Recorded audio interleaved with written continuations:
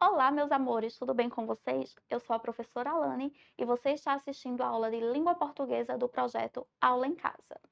Sejam todos muito bem-vindos. Vamos à aula? Bom, na aula passada nós estávamos estudando variações linguísticas. Hoje eu trouxe alguns exemplos e análises para a gente fixar direitinho esse conteúdo. Vamos relembrar e recapitular o assunto da aula passada. Não há uma única maneira de expressar-se, ou seja, a língua ela é mutável, certo? Ela vai avançando conforme ao desenvolvimento tanto tecnológico quanto social, ela muda conforme os falantes mudam. A língua e sua expressão variam de acordo com uma série de fatores, ou seja, eu posso ter a variação regional, a variação social, a variação estilística e também aí as diversas variações da língua que a gente viu. Posso usar a linguagem tanto formal quanto informal, certo? A língua ela deve atingir o seu objetivo comunicativo e ser compreendida. Ou seja, o objetivo principal da língua é o entendimento, é a interação entre os falantes de uma mesma comunidade ou não. Então, se a língua ela cumpre esse propósito, ela está correta de acordo com a sociolinguística. O preconceito linguístico ele não deve ser reproduzido e alimentado. Isso significa que desvalorizar uma pessoa por questão da sua linguagem, pela forma como ela fala, é um preconceito que não deve ser mantido, certo? A gente deve ir quebrando essa barreira que a gente tem com a nossa linguagem e a linguagem das outras pessoas. Bom, eu trouxe aqui algumas análises para vocês verem. Primeiro, uma reportagem aí do G-Show que diz: médico debocha de paciente na internet. Não existe pneumonia. Nesse caso aqui, a vítima estava acompanhada do seu sobrinho em uma consulta, e aí a vítima é um mecânico que parou de estudar no segundo ano do ensino fundamental, porque não tinha condições de cuidar do seu sobrinho e estudar ao mesmo tempo. Na consulta, ele fala esse termo pneumonia e também raio-x. O médico vai e escreve na prescrição médica, não existe pneumonia, e posta na internet. Vocês viram que ele teve aí um preconceito linguístico e não analisou os fatores exteriores, ou seja, o contexto daquela pessoa, daquele paciente apresentar aquele tipo de linguagem. E para vocês verem que é um crime, ele foi afastado aí do setor onde ele trabalhava, certo? Eu trouxe outra tirinha aqui também do personagem Chico Bento na escola. Quais são minhas notas? Quais são as minhas notas, Chico? E eu que vou saber. Você também fez prova? Isso é lá português que se fale, já pro castigo. Mas e amanhã quero você o fino no português. Vocês vejam que o personagem de Chico César, ele é bem característico por ter uma linguagem mais caipira, certo? Ele utiliza dessa linguagem na sala de aula, levando o seu contexto regional. A professora aí, ela está ensinando realmente a gramática normativa, mas não há entre eles aí o entendimento, porque Chico, ele não entende o que ela quer saber quando ela corrige ele, certo? Então, ela deveria explicar o que ela está dizendo antes de mandar ele para o castigo ou as outras atribulações que ela faz durante a linguagem aí. Nós temos aí outro exemplo de preconceito linguístico. Bom, vocês viram que a língua ela precisa cumprir o seu propósito comunicativo, certo? Nessa primeira tirinha aqui desse exemplo, nós não temos ele não cumpre esse propósito comunicativo. Vejam só, ambos têm uma linguagem caipira, uma linguagem regionalista. O problema não está aí.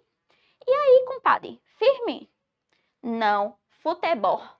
Ou seja, o personagem número 1 pergunta ao outro se ele está firme, de firmeza, tá tudo bem, tá tudo legal. E o outro não entende isso no momento. Ele entende que o outro personagem está perguntando se ele está assistindo a um filme, porque é comum a troca do R pelo L nessa região. E ele vai e responde que não, ele está assistindo futebol. Não ocorreu aí a comunicação válida entre eles, certo? Entre falante e ouvinte, porque um estava em um assunto e o outro entendeu outra coisa. Bom, então a linguagem aí ela não cumpriu o seu propósito comunicativo. Nessa outra imagem eu trouxe apenas para vocês verem os dialetos das regiões, que são diferentes, certo? Dialetos são o linguajar próprio daquela região, daquele povo. É importante vocês não confundirem dialeto com gírias. Vejam os dialetos. Bate, questões também do sotaque, da pronúncia, do jeito que os falantes daquela região utilizam, certo? Mas no caso das gírias, as gírias diz respeito apenas a um grupo específico de pessoas. Por exemplo, se eu estou falando sobre o grupo de capoeiristas, eles falam o termo meia-lua. Nós que não somos capoeiristas não iremos entender, mas para ele é um movimento da capoeira. Um grupo de futebol que fala carrinho, para eles carrinho é podemos dizer, uma habilidade própria daquele meio futebolístico. Mas para nós carrinho seria carrinho de brinquedo ou qualquer outro tipo de carrinho no diminutivo. Eu posso falar de um carro no diminutivo, certo? Mas para eles é um linguajar próprio. Para os gamers, se eu disser bot, noob, ou falar, por exemplo, expressões como ativou macro, provavelmente pessoas que não são gamers não iriam entender, mas para o meio gamer ficaria entendível. Isso são gírias de determinados grupos, certo? Bom, eu trouxe aí outra tirinha para vocês analisarem, por exemplo, que é o cartoon. O cartoon ele é bastante conhecido por ter uma linguagem mista e ele é muito comum em provas, porque apresentam tanto a linguagem verbal quanto a não verbal. Nesse caso, vamos analisar logo a imagem antes de nós lermos a pergunta. Nós temos aí, provavelmente na França, Paris, por causa da Torre Eiffel. E esses viajantes, eles são estrangeiros porque o personagem não está falando francês, que é a língua materna, a língua oficial da França. A gente supõe que eles sejam brasileiros por causa das cores utilizadas na camisa, o verde e o amarelo, e por eles estar falando português, certo? Vamos agora para a pergunta. O efeito de humor presente no cartoon decorre principalmente da... O humor é aquela quebra de expectativa, é quando a gente espera que vai acontecer algo, mas não acontece. Vamos ver. O GPS não vai resolver nosso problema de localização linguística. Vejam que ele utiliza a localização entre aspas. Ele não quer saber a localização dele no espaço, certo? É a localização de se encontrar, porque provavelmente o personagem está perdido. Semelhança entre a língua de origem e a local. O português não é semelhante ao francês, então não é essa aí a semelhança. Falha de comunicação causada pelo uso do aparelho eletrônico. Não, aí não é um problema do aparelho eletrônico, eles estão usando o aparelho com uma finalidade diferente. O GPS é para se localizar no espaço, certo? No caso deles, seria mais propício o uso aí de um Google Tradutor. Falta de habilidade da personagem em operar o localizador geográfico. Não, porque ele não está usando o GPS errado, como se fosse uma falha dele de não saber utilizar, apenas com a finalidade errada. Discrepância, ou seja, diferença entre situar-se geograficamente e dominar o idioma local. Seria essa a alternativa, porque ele não está conseguindo aí dominar alguma expressão ou algo da França, do francês, certo? Então, ele deveria utilizar aí um Google Tradutor e não o GPS, como está ocorrendo na imagem. Bom, aqui eu trouxe um textinho, vou ler rapidinho para vocês. A gerente, boa tarde, em que posso ajudá-lo? Estou interessado em financiamento para a compra de veículo. Nós dispomos de várias modalidades de crédito. O senhor é nosso cliente? Sou Júlio César Fontura, também sou funcionário do banco.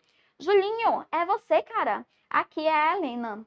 Você está em Brasília? Pensei que você ainda estivesse na agência de Uberlândia. Passa aqui para a gente conversar com calma. Na pergunta, ele quer saber ao que se deu essa falha aí, essa mudança entre a gerente e o cliente. Vocês vejam que no começo ela está usando uma linguagem bastante informal e já para o final ela utiliza de informalidade. Ela muda o seu vocabulário a partir de uma informação que ele dá. A que se dá isso?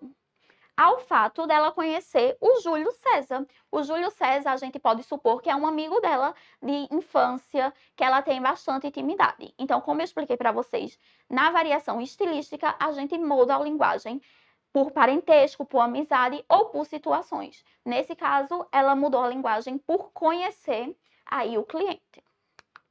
Bom, eu trouxe só uma frasezinha para a gente encerrar o assunto de variação linguística. Saber utilizar a norma padrão e a linguagem culta não é ser inteligente. Inteligência é compreender e respeitar as variações da língua e conseguir comunicar-se em qualquer situação. Ou seja, é você saber moldar a sua linguagem no ambiente em que você está, na situação em que você está e na interação que você está praticando. Essa foi a aula de hoje, espero que vocês tenham gostado. Um beijo e até a próxima aula.